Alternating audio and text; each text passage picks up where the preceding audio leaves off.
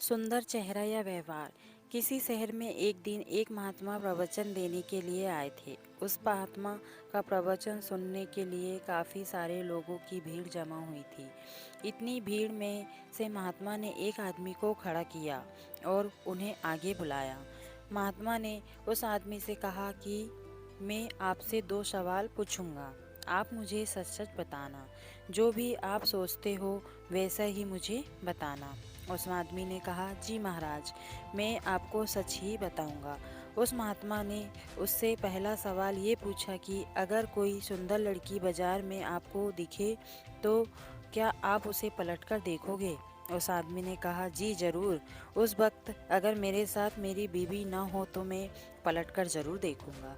उस आदमी का ये जवाब सुनकर प्रवचन में हाजिर लोग हंसने लगे। तभी महात्मा जी ने उस आदमी से पूछा कि आपको उस लड़की का चेहरा कब तक याद रहेगा? उस आदमी ने कहा, मुझे वो चेहरा तब तक याद रहेगा जब तक मैं उससे सुंदर लड़की ना देख लूं।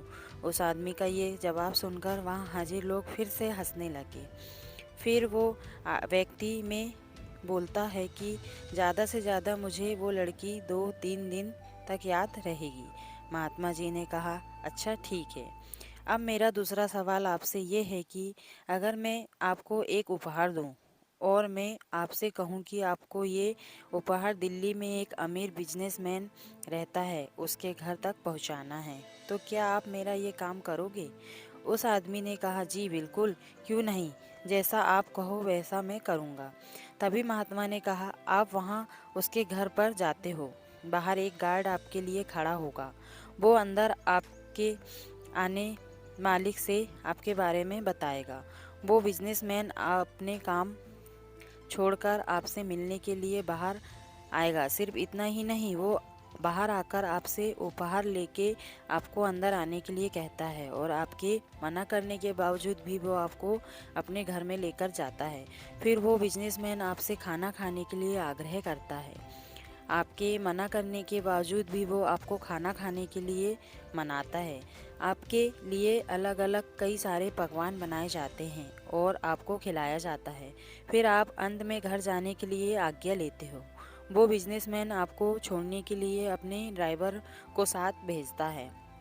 आप बहुत खुश हो जाते हो। इतना बोलने के बाद महात्मा उस आदमी से पूछते हैं कि अब बताइए कि आपको उस बिजनेसमैन का चेहरा कितने दिनों तक याद रहेगा? तब उस आदमी ने कहा कि महाराज, मुझे उसका चेहरा ज़िंदगी भर याद रहेगा। इस कहानी से हमें यही सीख मिलती है कि हमें जीवन में अपनी सुंदर छवि बनाने में ध्यान देना चाहिए, ना कि सुंदर चेहरा, क्योंकि लोग चेहरा भूल जाते हैं पर आपका व्यवहार कभी नहीं भूलते।